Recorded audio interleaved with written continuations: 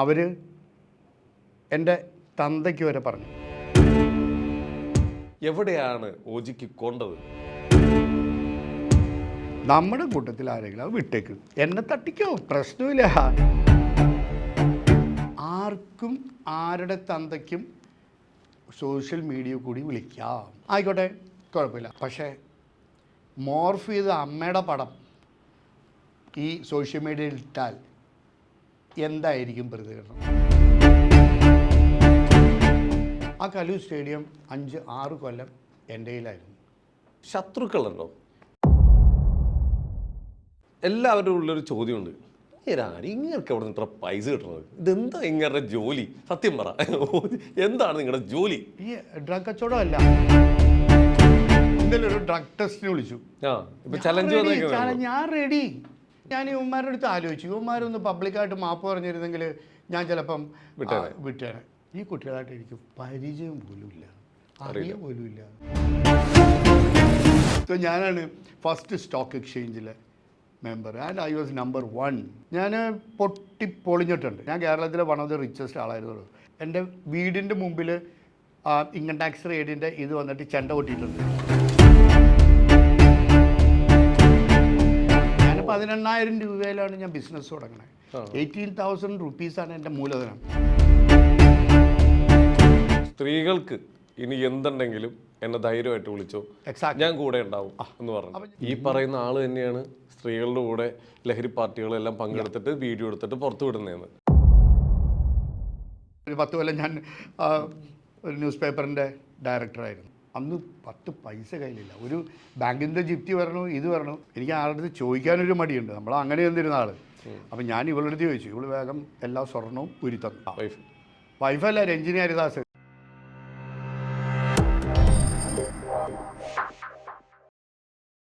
നമസ്കാരം, welcome to Jango space. It's me Sreenath K Janardhanan. അപ്പോൾ ഇന്ന് നമ്മുടെ കൂടെയുള്ള അതിഥിയെക്കുറിച്ച് പറയുകയാണെങ്കിൽ, കുറച്ച് ദിവസങ്ങളായിട്ട് സോഷ്യൽ മീഡിയയിൽ ഒരു 2-3 പേര് വന്നിട്ട് ഭയങ്കര ചർച്ച ചെയ്തുകൊണ്ടിരിക്കുന്ന ഒരു അതിഥിയാണ്. ഈ പേര് പലരും കേട്ടിട്ടുണ്ട്. അപ്പോൾ ഇങ്ങനെ പലരുടെയും ഉള്ളിൽ കുറേ ക്വസ്റ്റ്യൻ മാർക്കുകളുണ്ട്.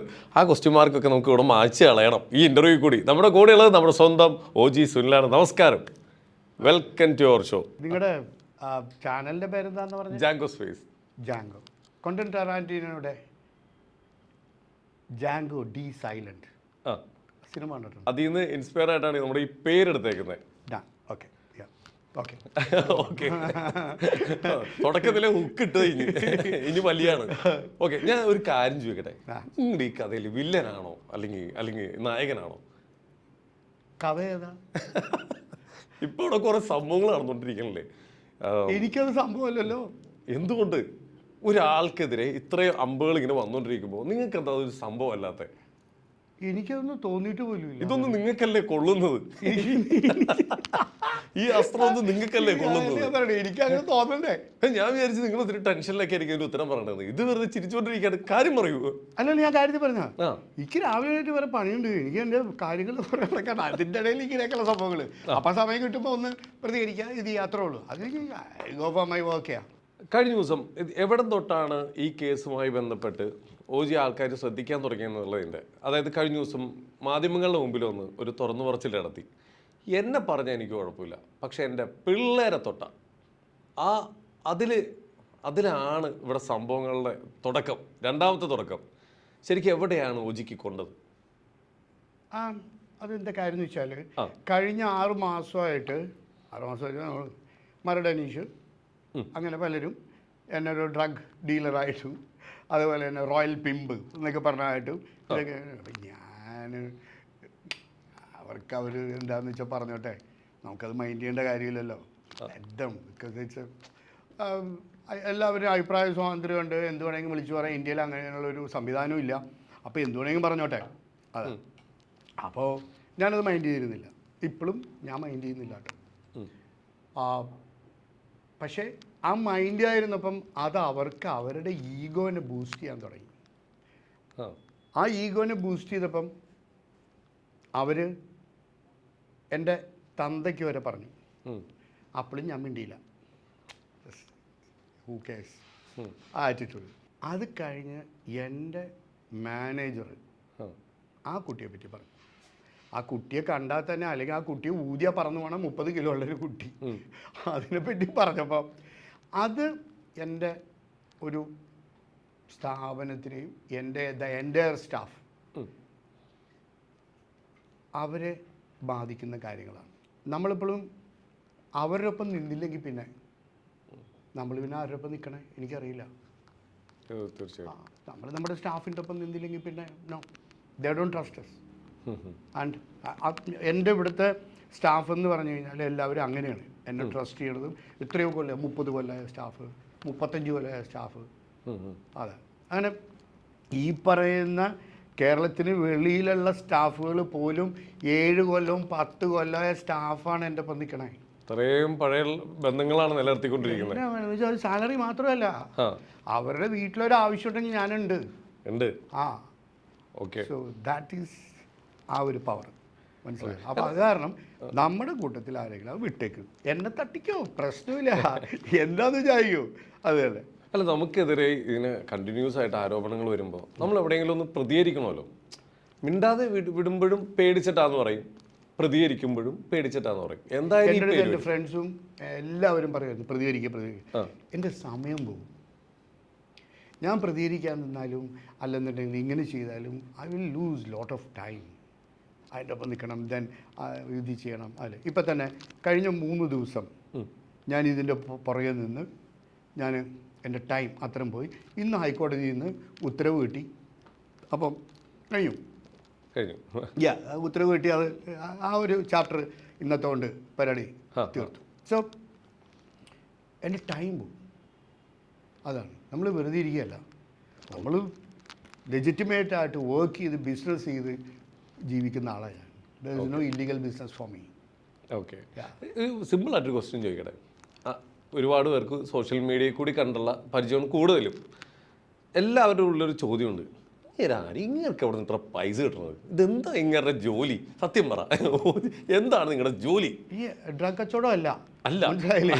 അതാ, നമുക്ക് ഇഷ്ടംപോലെ പണിയുണ്ടല്ലോ, നമുക്ക് എന്തോരം വർക്ക് ചെയ്യാം, എന്തോരം ബിസിനസ് ഉണ്ട്. അപ്പോൾ അങ്ങനെയാണെന്ന് വെച്ച് കഴിഞ്ഞാൽ ഈ പറയണ പുറത്തുള്ള ദുബായിലും US-ലും ഒക്കെ ഉള്ള മില്യണേഴ്സിൻ്റെ അടുത്ത് ഇങ്ങനെ ചോദിക്കുമോ?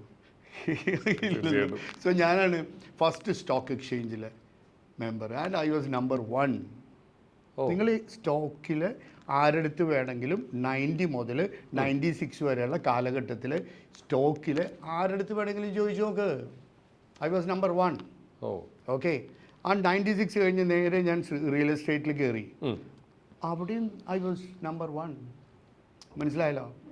ഓക്കെ. അത് കഴിഞ്ഞ് FDI, ഫോറിൻ ഡയറക്റ്റ് ഇൻവെസ്റ്റ്മെൻറ്റ്.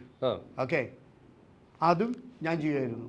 എന്നെ ഇവിടെ പ്രൈവറ്റ് ജെറ്റിലാണ് കൊണ്ടുവരുന്നത്. ഇസ്രായേലിൽ നിന്ന് ആൾ വരും, പ്രൈവറ്റ് ജെറ്റ് വരും, ഞാൻ പ്രൈവറ്റ് ജെറ്റ്. ഏത് കാലഘട്ടത്തിലാണ് ഇത്? 2007. 2002. അപ്പോൾ അങ്ങനെ ബിസിനസ് ചെയ്യുന്നത്. അത് ഞാൻ പബ്ലിക്, ഞാൻ എന്നോ സോഷ്യൽ മീഡിയയിൽ വന്നു. ഞാൻ സോഷ്യൽ മീഡിയയിൽ വരില്ലായിരുന്നു, ഞാൻ ബിഹൈൻഡ് ദ കർട്ടനായിരുന്നു. ഐ നെവർ ഒരു സോഷ്യൽ മീഡിയയിലോ അല്ലെങ്കിൽ അങ്ങനെ ഞാൻ ഒരിക്കലും വന്ന് ആക്സിഡൻ്റലി ഞാൻ ഇതിനകത്തേക്ക് കയറി. അപ്പം ഞാൻ ഈവൻ ഒരിടത്ത് പോലും ഫോട്ടോ എടുക്കുക പോലും ഇല്ല. ഈവൻ ടിക്കറ്റ് 43 ഷൂട്ട് ചെയ്തപ്പോൾ പൃഥ്വിരാജിൻ്റെ ഒപ്പം നിന്ന് പോലും ഞാൻ ഫോട്ടോ എടുത്തിട്ടില്ല. I don't have A photograph with him. അതെ, പുള്ളി അവിടെ നിൽക്കുകയാണ്, ഞാൻ എൻ്റെ പണി ചെയ്യുന്നുണ്ടാവും, അത്രേ ഉള്ളൂ. സോ ഐ ഹാർഡ്ലി അങ്ങനത്തെ കാര്യങ്ങൾ ഇത് ചെയ്യത്തുള്ളൂ. സോ അതൊരു ആക്സിഡൻ്റ് ഞാൻ ഇതിനകത്തേക്ക് വന്നു. Now I enjoying it. Okay, എന്ന് വെച്ചാൽ ഒരു രസം. എൻ്റെ ഈ ഏജിൽ എൻ്റെ ഫ്രണ്ട്സ് എല്ലാവരും ഇങ്ങനെ ഇത് ചെയ്യുമ്പോൾ ഞാനിങ്ങനെ കറങ്ങി നടക്കുന്നുണ്ട്. അപ്പോൾ എല്ലാവരും ചോദിക്കും എന്താണത്. അതെ, ഇത് എല്ലാത്തിൻ്റെയും പുറമെ നമുക്ക് നേരം പോക്കിന് വേണ്ടിയിട്ട് അങ്ങനെ കാണുന്നുള്ളൂ. 100%. ഓക്കെ, 100%. അതെ, ഇവിടെ ഒന്നും അറിയില്ലാത്തതാണ്. എന്തും ഓജി എന്താണെന്ന് നമുക്ക് ആ സോഷ്യൽ മീഡിയയിലൊക്കെ അറിയാം. നമുക്ക് ഒരു കാര്യത്തിലൊരു മറയില്ല, നമുക്ക് സ്ട്രൈറ്റ് ആയിട്ട് കാര്യങ്ങൾ പറയുന്നതാണ്. അതുകൊണ്ട് തന്നെയാണ് ഞാൻ ഇത്ര ഫ്രീ ആയിട്ട് തന്നെ ചോദ്യം ചോദിക്കുന്നത് തന്നെ. ഇപ്പം ഞാൻ ഈ പറഞ്ഞത് പലരുടെ ഉള്ളിലുണ്ടാകുന്ന ഒരു സംശയമുണ്ട്. നമ്മളത് സിമ്പിളായിട്ട് ചോദിച്ചെന്നുള്ളൂ, എന്താ ചെയ്യുന്നതെന്ന്. ഹോട്ടൽ ബിസിനസ് ഉണ്ട്, അങ്ങനെ പല പരിപാടികൾ. ബിസിനസ്സാണ്, ഇല്ലീഗൽ അല്ലാത്ത സകല ബിസിനസ് നമ്മുടെ. അത് സ്റ്റോക്ക് എക്സ്ചേഞ്ച്, റിയൽ എസ്റ്റേറ്റിലും ഇന്ന് കേരളത്തിലെ അല്ലെങ്കിൽ ഇന്ത്യയിലെ ആരെടുത്ത് ചോദിച്ചാലും നമ്മൾ തന്നെയാണ് പറയും. സ്റ്റോക്കിലാണെന്ന് വെച്ച് കഴിഞ്ഞാൽ ധൈര്യമായിട്ട് പറയും. ഓക്കെ, ഈ തിരക്കുകളുടെ അങ്ങനെ തന്നെ ഞാൻ പൊട്ടിയിട്ടുണ്ട്. ഞാൻ രഞ്ജിനിക്ക് കൊടുത്ത ഒരു ഇൻ്റർവ്യൂലുണ്ട്. അത് ഇമോഷണൽ ആയിപ്പോയി. അതാ യാ ഞാൻ പൊട്ടിപ്പൊളിഞ്ഞിട്ടുണ്ട്. പൊട്ടിപ്പൊളിഞ്ഞെന്ന് പറഞ്ഞാൽ നല്ലൊരു ഹൈപ്പിൽ നിൽക്കുന്ന ടൈം. ഇപ്പോൾ ഞാൻ കേരളത്തിലെ വൺ ഓഫ് ദി റിച്ചസ്റ്റ് ആളായിരുന്നുള്ളൂ. അത് കഴിഞ്ഞ് calculations I was representing world's number 1 rail company.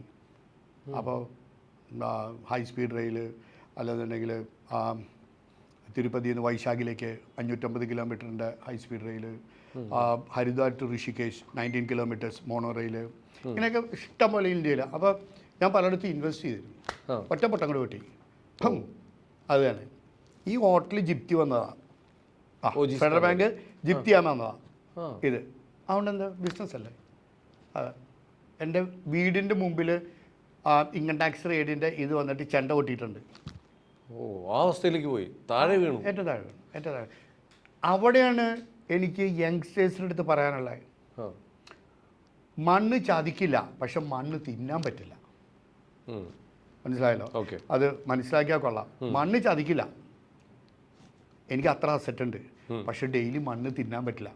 അപ്പോൾ നിങ്ങൾ ഡെയിലി എന്തെങ്കിലും വരുമാനം ഉണ്ടായിരിക്കണം, മന്ത്ലി ഇൻകം കിട്ടിയിരിക്കണം. നിങ്ങളുടെ ചിലവ് നോക്കിയിട്ട് ആ ഇൻകം നിങ്ങൾ ഉണ്ടാക്കിയിരിക്കണം. Asset creation is different. അത് വളരെ ഇമ്പോർട്ടൻ്റ്. അത് ഞാൻ അനുഭവിച്ചാണ്. എന്നിട്ട് എങ്ങനെയാണ് ആ തിരിച്ചുവരവ്? ശരിക്കും ഒരാള് ഈ ഒരു വീഴ്ച എന്നൊക്കെ പറഞ്ഞ അടിപൊളി പോലെയാണ്. നല്ലൊരു വീഴ്ച. അതിൽ 7 കൊല്ലം എടുത്ത് ഞാൻ അതിൽ നിന്ന് തിരിച്ചു വരാൻ അങ്ങനെ പണിയെടുത്ത് ഞാൻ അങ്ങനെ ആ വീണ വീഴ്ചയിൽ കൂടെ ഉണ്ടായിരുന്ന ആൾക്കാരെ നമ്മുടെ ഒന്നും ആരും ഇല്ലല്ലോ. ഞാൻ ഒറ്റയ്ക്കല്ലേ. എനിക്ക് നോ പാർട്ട്നേഴ്സ്, നത്തിങ്. ഒറ്റയ്ക്കാണ് കളികൾ. തിരിച്ചു കയറിയതും ഒറ്റയ്ക്കാണ്. അത്രേ ഉള്ളൂ. 7 കൊല്ലം കൊണ്ടാണ്. അവിടെയാണ് ഞാൻ രഞ്ജിനിയായിട്ടുള്ള ഇൻ്റർവ്യൂവിൽ സംസാരിച്ചുകൊണ്ടിരുന്നപ്പം അന്ന് 10 പൈസ കയ്യിലില്ല. ഒരു ബാങ്കിൻ്റെ ജിപ്തി വരണു, ഇത് വരണു, ഒരു ഇതടയ്ക്കണം. അപ്പം ഞാൻ നോക്കിയപ്പോൾ എനിക്ക് ആളുടെ അടുത്ത് ചോദിക്കാനൊരു മടിയുണ്ട്. നമ്മൾ അങ്ങനെ വന്നിരുന്ന ആൾ. അപ്പം ഞാൻ ഇവളുടെ അടുത്ത് ചോദിച്ചു. ഇവള് വേഗം എല്ലാ സ്വർണവും ഉരുത്തന്നു. വൈഫല്ല, രഞ്ജിനി ഹരിദാസ്. രഞ്ജിനിയോ? വൈഫിന്റെ സ്വർണ്ണമൊക്കെ മുഴുവൻ പണം വെച്ചൊക്കെ. അപ്പോൾ അവളുടെ ഇന്റർവ്യൂവിൽ ഞാനത് പറയുന്നു. അതെ. So like that I went through lot of shit. അതുപോലെ ഞാൻ തിരിച്ചു കയറി. അത്രേ ഉള്ളൂ. ഞാൻ 18,000 രൂപയിലാണ് ഞാൻ ബിസിനസ് തുടങ്ങണത്. 18,000 റുപ്പീസാണ് എൻ്റെ മൂലധനം. അവിടെ നിന്നാണ് ഞാൻ കയറണത്. ഓക്കെ. സോ ഇപ്പം ഞാൻ പൊട്ടിയപ്പോൾ ചോദിച്ചു, എന്തോ നോക്കാൻ 18,000 രൂപയിലാണ് ഞാൻ തുടങ്ങിയത്. അവിടെ ഞാൻ വീണ്ടും കയറി. അതുകൊണ്ട് ചെറിയ അടിയൊന്നും നമ്മുടെ മേത്ത് കൊള്ളില്ല. അമ്മാതിരി അടി കൊണ്ടിട്ടാ വന്നേക്കുന്നത്. അതാണ് ഈ ഒരു കോൺഫിഡൻസ്. ഈ തിരക്കുകളുടെ ഇടയിൽ ഓടിക്കൊണ്ടിരിക്കുമ്പോഴാണ് അപ്പൊ ഇങ്ങനെ കുറെ കുഞ്ഞു പ്രശ്നങ്ങളൊക്കെ ഒരു രസമാണ്. അതാ എൻ്റെ ഈ ബ്രെയിനിനെ കുറച്ച് വേറെ ഇതിനകത്തേക്ക് കൊണ്ടുപോകും. ഡെയിലി റൊട്ടീൻ മാറി ഇത് ചെയ്തു. അപ്പം റിയലി ഞാൻ സിനിമ കാണും. അതേപോലെ ഇതിനകത്തേക്ക് സിനിമ കൂടെ കട്ട് ചെയ്തു 3 ദിവസമായിട്ട്. അത് ഇതിനകത്തേക്ക് പോയി കഴിഞ്ഞു. ഇനിയിപ്പോൾ വീണ്ടും ഒരു കാര്യം പറയട്ടെ. ഇപ്പൊ ഈ 2 പയ്യന്മാരാണ് ഇതിൽ മെയിനായിട്ട് ഇപ്പൊ ഈ ഒരു ആരോപണമായിട്ട് വന്നേക്കുന്നത്. നാളെ OG സുനിലിന്റെ കയ്യിലെ ഒരു എന്താ പറയാ ആ ഒരു പണവും സ്വാധീനവും ഒക്കെ വെച്ച് ഈ പിള്ളേരെ എന്തെങ്കിലും ചെയ്യുമോ എന്നൊരു പേടി പലരുടെ ഉള്ളിലുണ്ട്, കമന്റുകളിലുണ്ട്. നീയൊക്കെ തീരുമാനാത്. ഇത് തന്നെയാണ് എൻ്റെയും പേടി. അവരുടെ പ്രൊട്ടക്ഷൻ എന്ന് പറഞ്ഞാൽ ഇപ്പം അത് എൻ്റെ റെസ്പോൺസിബിലിറ്റി ആയി. അവർക്ക് വല്ലതും പറ്റിയ ജനങ്ങൾ പറയും അത് ഞാൻ ചെയ്തതാണ്. തീർച്ചയായിട്ടും അതാണ് ഏറ്റവും വലിയ അവസ്ഥയിൽ. അതെ. അപ്പോൾ നമുക്ക് പേഴ്സണലായിട്ട് ഒരു ഗ്രഡ്ജ് ഇല്ലല്ലോ. നമുക്ക് ലീഗലി അവർക്ക് എന്ത് ചെയ്യാൻ പറ്റും അത് ഞാൻ ചെയ്യും. അല്ലാണ്ട് വേറെ ഇത് ചെയ്യാനും മുണ്ടാപ്പണിയും കൊട്ടേഷൻ പണി ആവക പരിപാടിയൊന്നുമില്ല. അത് കഴിഞ്ഞ് അതൊക്കെ അങ്ങനെയല്ല. നമ്മൾ പൊളിറ്റിക്സിലൊക്കെ ഉണ്ടായിരുന്നില്ല. അപ്പോൾ നമ്മൾ ആ ഒരു കാലഘട്ടം കഴിഞ്ഞു. ഇതിലൊന്നും വലിയ കാര്യമുള്ള കാര്യമല്ല.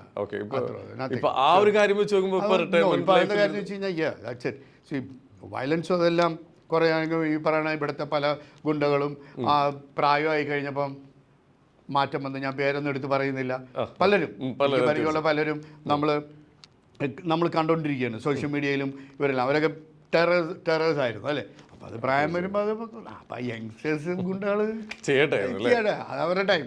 അതെ, അത്ര നോക്കുന്നുള്ളൂ. ഇപ്പം ഈ കഴിഞ്ഞ ദിവസം പറഞ്ഞ പോലെ ഇപ്പം എല്ലാവരും വെയിറ്റ് ചെയ്തിരിക്കുന്നത് ഒരു വലിയ മിസൈലാണ്.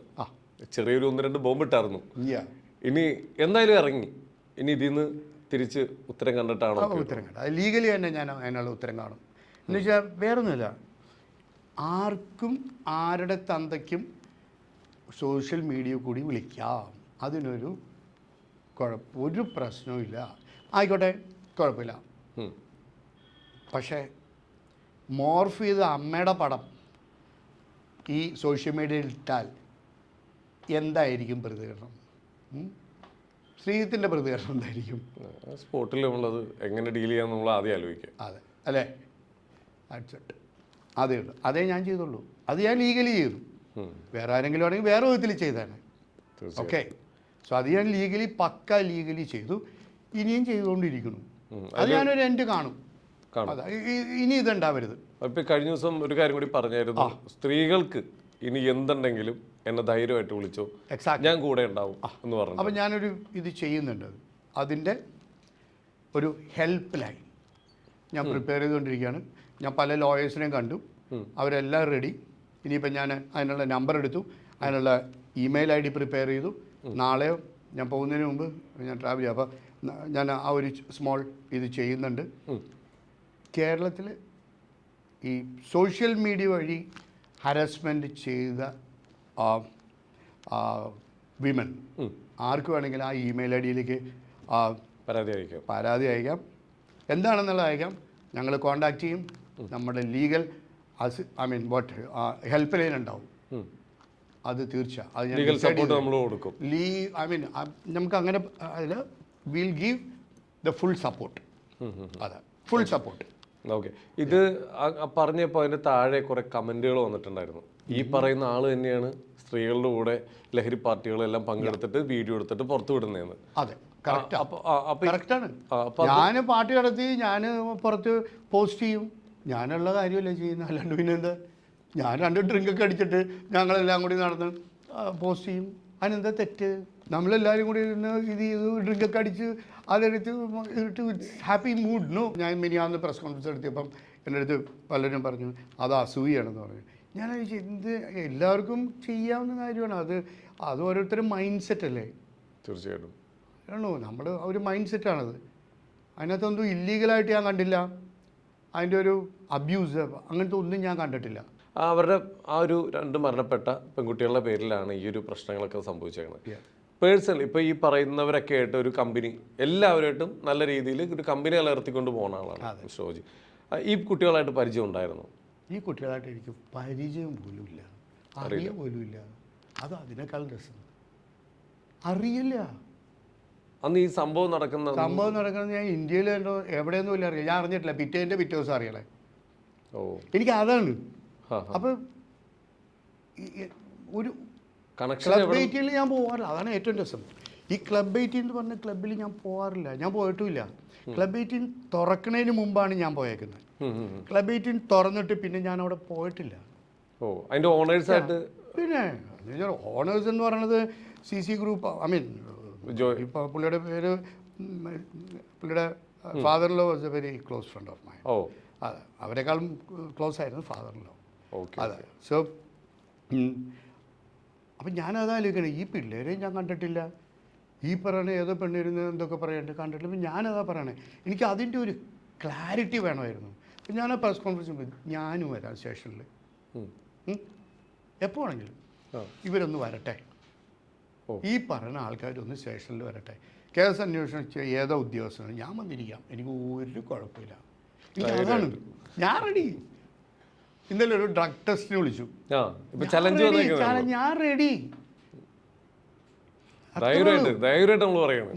യെസ്, അതല്ലേ, എനിക്ക് ഒരു മടിയില്ല. ഓ വാ, റെഡി. നമ്മുടെ കുട്ടിക്കാലം എവിടെയായിരുന്നു? ഈ പനങ്ങാട് തന്നെയായിരുന്നു? 5ാം ക്ലാസ് 4ാം ക്ലാസ് വരെ പനങ്ങാട്.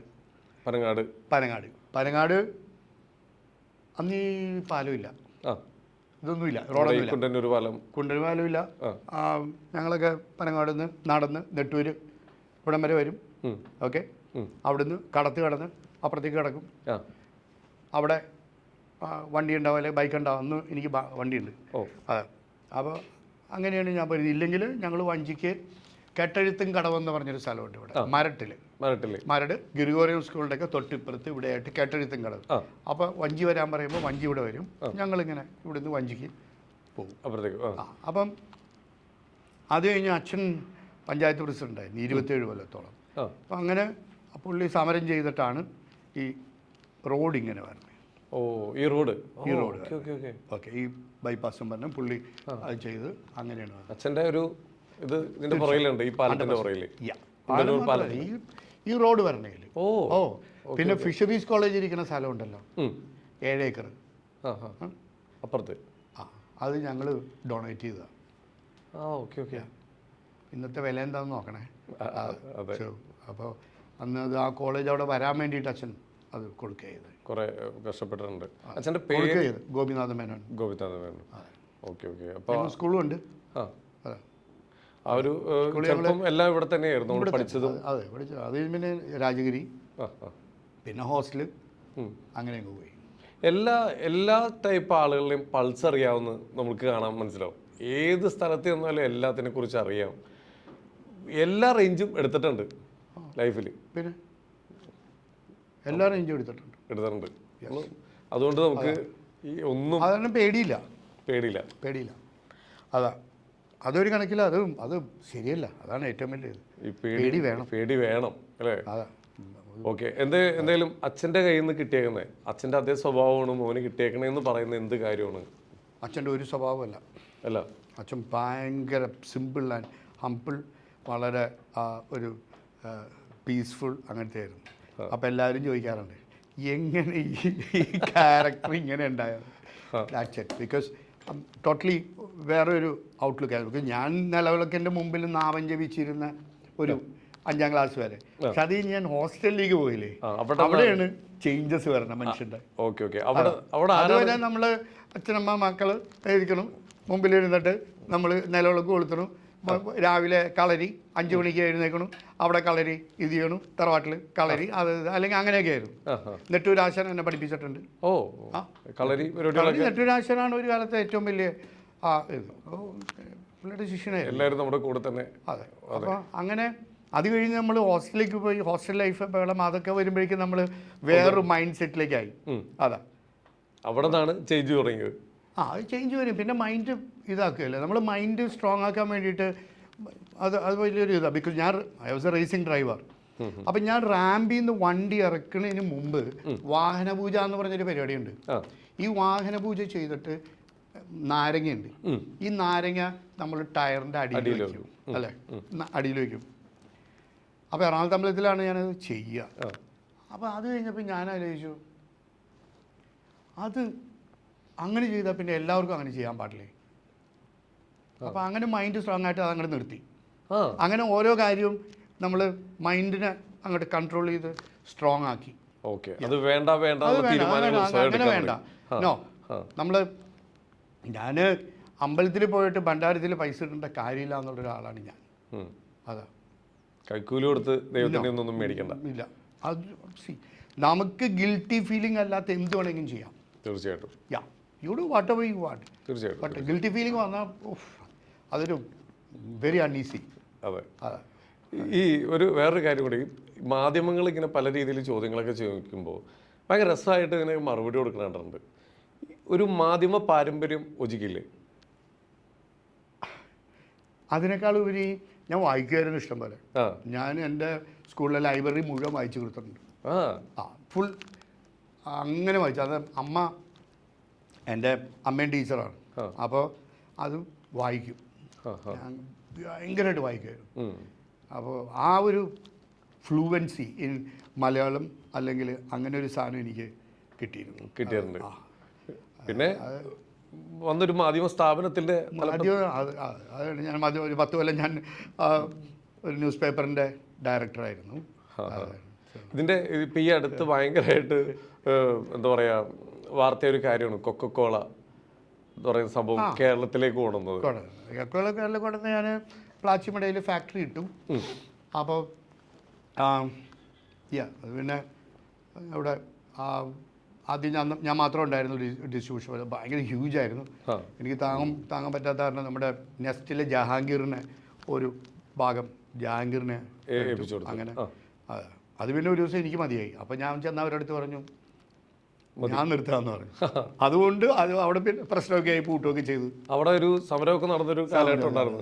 എനിക്ക് കുറേ പ്രശ്നങ്ങളുണ്ടായിരുന്നു. അപ്പോൾ ഈ നമ്മുടെ സ്റ്റേഡിയം ഉണ്ടല്ലോ, കല്ലൂർ സ്റ്റേഡിയം. ശ്രീധന് കല്ലൂർ സ്റ്റേഡിയത്തെക്കുറിച്ച് എന്താ അറിയാം? പണ്ട് വേസ്റ്റൊക്കെ കൊടുന്ന് കുറേ ഇട്ടിരുന്ന മണപ്പാട്ടിപ്പറമ്പും സ്റ്റേഡിയം ആണെന്ന് അറിയാം. അതിൻ്റെ അപ്പുറത്തേക്കൊന്നും അറിയില്ല. ആ കല്ലൂർ സ്റ്റേഡിയം 5-6 കൊല്ലം എൻ്റെ കയ്യിലായിരുന്നു. സ്റ്റേഡിയത്തിൻ്റെ ഗ്രൗണ്ടോ? അല്ല, ഫുൾ സ്റ്റേഡിയം. സ്റ്റേഡിയോ? പിന്നെ അല്ലാണ്ട് എങ്ങനെ? ഫുൾ ഷോപ്സ് എൻ്റെ കയ്യിലായിരുന്നു. ഓ, മൊത്തം ലീസിനെടുത്തോ? മൊത്തം GCD ചെയർമാൻ ബാലേന്ദ്രൻ സാറിൻ്റെ അടുത്തുനിന്ന് ഞാൻ ലീസിനെടുത്താണ്. GCD അടുത്തുനിന്ന് 6 കൊല്ലത്തോളം ഫുൾ അവിടെ ഞാൻ കൊക്കക്കോള നിറച്ചിരുന്നു. എൻ്റെ ഒരു 10-25 ലോറിയും അതിൽ എൻ്റെ സാമ്രാജ്യമായിരുന്നു. ഗോഡൗൺ പോലെ ആക്കി എടുത്തോ? അവിടെ ഇപ്പം നിങ്ങൾ കാണുന്ന പറയണ ഷോപ്പ് സിറ്റിലിക്കട ഒക്കെ ഇല്ലേ, അന്നുമില്ല. അത് മുഴുവൻ എൻ്റെ ആയിരുന്നു. ഓ, ഇങ്ങനെയൊക്കെ ഒരു സാധനം പുറകെ കിടപ്പുണ്ടല്ലേ? അത് കംപ്ലീറ്റ് എൻ്റെ ആയിരുന്നു. അവിടെ മണി എന്ന് പറഞ്ഞ ഒരാൾക്ക് മാത്രമേ ഓഫീസ് ഉണ്ടായിരുന്നു. ബാക്കി എൻ്റയർ സ്റ്റേഡിയം എൻ്റെ ആയിരുന്നു. അവിടെ 5-6 കൊല്ലം അവിടെ കൊക്കോള ഇത്. പിന്നെ ഒരു ചെറിയൊരു പ്രശ്നം വന്നപ്പം എൻ്റെ അടുത്ത് അവിടെ നിന്ന് മാറാൻ പറഞ്ഞ് അങ്ങനെ ഞാൻ അവിടെ നിന്ന് മാറിയത്. ഓക്കെ. അപ്പം ഞാൻ ഇടയ്ക്ക് സ്റ്റേഡിയത്തിൻ്റെ അവിടെ കൂടി പോകുമ്പോൾ ഞാൻ നോക്കും, ഒരു കടകൾ, കൊച്ചിയുടെ മാറ്റം, അതുപോലെ അന്ന് നമ്മൾ മാത്രമേ ഉള്ളൂ സ്റ്റേഡിയത്തിന്. ആരും കയറി പോലും ഇതേപോലെ ഇത്ര ആൾക്കാരൊന്നും ഇല്ലല്ലോ. എന്തെങ്കിലും ഒരു കളിയൊക്കെ വരുമ്പോഴോ എന്തെങ്കിലും പരിപാടിക്ക് മാത്രം അവിടെ ആൾക്കാർ കളി വരുമ്പോൾ ഞങ്ങൾ ഇത് കൊടുക്കും. പക്ഷെ അന്ന് ഞങ്ങൾ തന്നെയായിരിക്കും, ഞങ്ങൾ സപ്ലൈ എല്ലാം ഞങ്ങൾ തന്നെയായിരിക്കും ചെയ്യുന്നത്. ശത്രുക്കളുണ്ടോ? എന്തിനാണ് ശത്രുക്കൾ? ശത്രുക്കളില്ല. എനിക്ക് ശത്രുക്കളൊന്നുമില്ല. എനിക്കും ശത്രുക്കൾ മനസ്സിലാണ്ട്.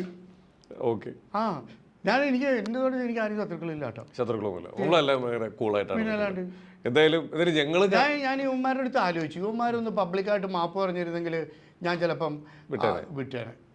അതെ, ഞാനിരുന്ന് ആലോചിച്ചു. പിന്നെ ഞാൻ ആലോചിച്ചു അത് ശരിയല്ല. അത് ആലോചിച്ചു, രണ്ടും ഇത് ആലോചിച്ചു, ഇങ്ങനെ വേ ചെയ്ത്. അതാ ഇവരെ പറ്റി. I got lot of calls. അതെ. സോ ഞാൻ തോട്ട് ഓക്കെ, എവിടെയെങ്കിലും ഒരു ലീഗൽ സിസ്റ്റത്തിൽ ഇതിനൊരു സാധനം വേണം. തീർച്ചയായിട്ടും. അതെ. ഇപ്പോൾ ലേറ്റസ്റ്റ് ആയിട്ട് ഇപ്പോൾ ഒരു നമ്മുടെ എറണാകുളത്തുള്ള ഒരു ഗുണ്ടാ നേതാവ് എന്നറിയപ്പെടുന്ന ഒരാളും ഒജിക്കെതിരെ സംസാരിച്ചിട്ടുണ്ട്. അപ്പോൾ ഞാൻ പറഞ്ഞില്ലേ, അതാ ചോരത്തളപ്പിൻ്റെയാണ്. സംസാരിക്കട്ടെ. ഇവരൊക്കെ നമ്മൾ അടുത്തടുത്ത നാട്ടുകാരായതുകൊണ്ട് ഇവരായിട്ട് കണക്ഷൻ ഉണ്ടായിരുന്നു. അറിയാവുന്നത് ചുമ്മാ സംസാരിക്കും. എല്ലാം കൂളായിട്ടാണ്. അത്രേ ഉള്ളൂ. നമ്മൾ എനിക്ക് തോന്നുന്നില്ല അയാൾക്ക് എൻ്റെ അടുത്ത് വല്ല വഴക്കുണ്ടെന്ന്. എനിക്ക് അയാളുടെ അടുത്തും വഴക്കൊന്നുമില്ല. അയാൾ സത്യം, അയാളുടെ പണി. അയാളുടെ പണി എന്താ? അദ്ദേഹത്തിന്റെ പണി എന്താ? നമ്മൾ അറിയപ്പെടുന്നത് ഗുണ്ടാ നേതാവ് അല്ലേ? പുള്ളി സ്വയം പ്രഖ്യാപിത ഗുണ്ടയാണ്. അപ്പം അയാളുടെ പണി ഗുണ്ടയാണ് അല്ലേ? അപ്പം അയാൾ എനിക്ക് അതിനകത്ത് വഴക്കൂല. അതാണ് എൻ്റെ സീൻ. അയാളുടെ പണികൾ. അതല്ലേ, ഞാൻ അങ്ങനെ എടുത്താൽ പോരെ? തീർച്ചയായിട്ടും. അപ്പൊ ഒറ്റ കാര്യം കൂടി ചോദിച്ചിട്ട് നിർത്തുകയാണ്. ഇപ്പൊ കഴിഞ്ഞ ദിവസം ഈ സംഭവങ്ങളുടെയൊക്കെ തൊട്ട് മുമ്പ് ഈ പ്രശ്നങ്ങൾ വന്നപ്പോൾ മുങ്ങിപ്പോയ ഒരാളാണ് അൻവിൻ. ഒജിയുടെ അടുത്തൊരു സുഹൃത്തല്ലേ? നിങ്ങൾ അതാ പറഞ്ഞേ, ഈ അടുത്തൊരു സുഹൃത്തല്ലേ എന്ന് ചോദിച്ചു കഴിഞ്ഞാൽ നമ്മൾ കണ്ടു. നാളെ നമ്മൾ ഫ്രണ്ട്സ് ആണോ? ഞാനിപ്പോൾ ശ്രീജിത്തിനെ മീറ്റ് ചെയ്തു. തീർച്ചയായിട്ടും. ഞാൻ ശ്രീജിത്തിൻ്റെ അടുത്ത് ചോദിച്ചോ എത്ര വണ്ടി ഉണ്ടെന്ന്? ഇല്ല. തീർച്ചയായും. ശ്രീജിത്തിന് എസ്റ്റേറ്റ് ഉണ്ടോ ഇതുണ്ടോ എന്ന് ഞാൻ ചോദിച്ചോ? ഇല്ല അല്ലേ? ശ്രീജിത്ത് എൻ്റെ ഫ്രണ്ട് ആവുമ്പോൾ ഞാൻ അങ്ങനെ കണക്കാക്കുക. അൻവിന് ഇത്ര വണ്ടി ഉണ്ടെന്ന്, അൻവിൻ എന്ത് മുതലാണെന്ന് ചോദിച്ചിട്ട് ഞാൻ ഒരാളെ ഫ്രണ്ട് ആക്കില്ല. You are good to me, I am good to you. Okay. Chicago എന്നുള്ള മൂവി കണ്ടിട്ടുണ്ടോ? ഇല്ല, കണ്ടിട്ടില്ല. Please take it and see it. തീർച്ചയായും. ഷിക്കാഗോ മറക്കരുത് കേട്ടോ. ഉറപ്പായിട്ടും.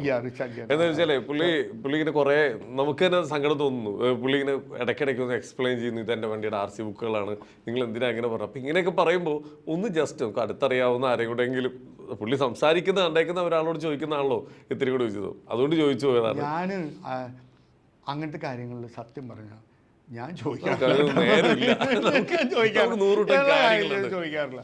കാര്യത്തിൽ പറയാം, അത് അവൻ്റെ ലൈഫ്, അവൻ ചെയ്യട്ടെ. അവനെന്താന്നുള്ള അവന് ചെയ്യട്ടെ. 20-27 വയസ്സല്ലേ ഉള്ളൂ. തീർച്ചയായിട്ടും ചെയ്യട്ടെ. അല്ലാണ്ട് ഞാൻ അവന് ഇങ്ങനെ ചെയ്യുന്നുള്ളൊരു അഡ്വൈസ് കൊടുക്കേണ്ട ആവശ്യമില്ല. Good friend of mine. വീണ്ടും പോണെന്ന് തോന്നിക്കുന്ന ഒരു സ്ഥലം ഏതാ?